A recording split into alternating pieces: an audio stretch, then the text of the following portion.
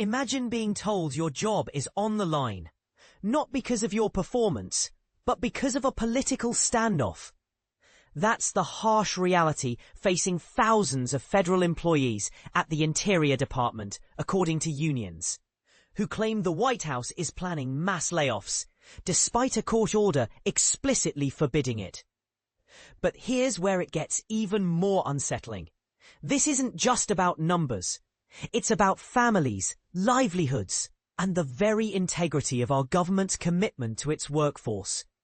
The federal government shutdown has dragged on for over 2 weeks, leaving many federal workers in limbo.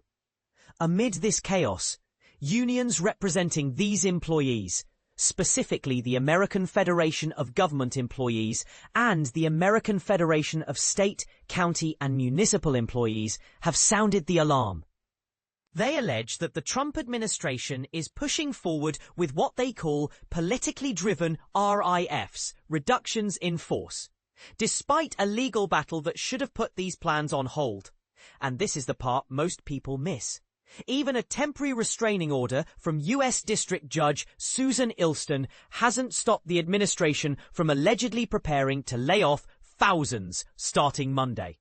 In a court filing late Thursday, the union's attorney, Danielle Leonard, revealed that multiple credible sources confirmed the Interior Department was gearing up for these cuts.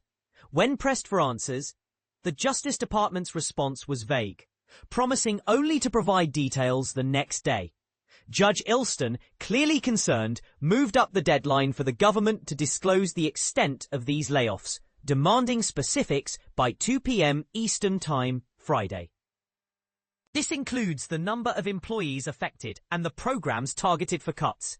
Earlier in the week, the administration admitted that RIFs had already begun across 8 agencies, impacting over 4,000 workers.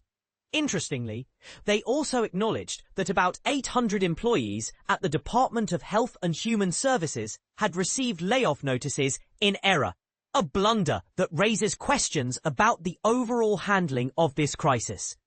Stephen Billy, a senior advisor at the Office of Management and Budget, described the situation as fluid and rapidly evolving. But is that enough to justify such drastic measures?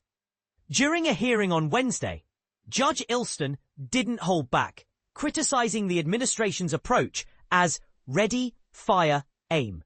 She accused them of exploiting the shutdown to reshape the government in their image, disregarding legal constraints. Her words were blunt. They assume all bets are off, that the laws don't apply to them anymore.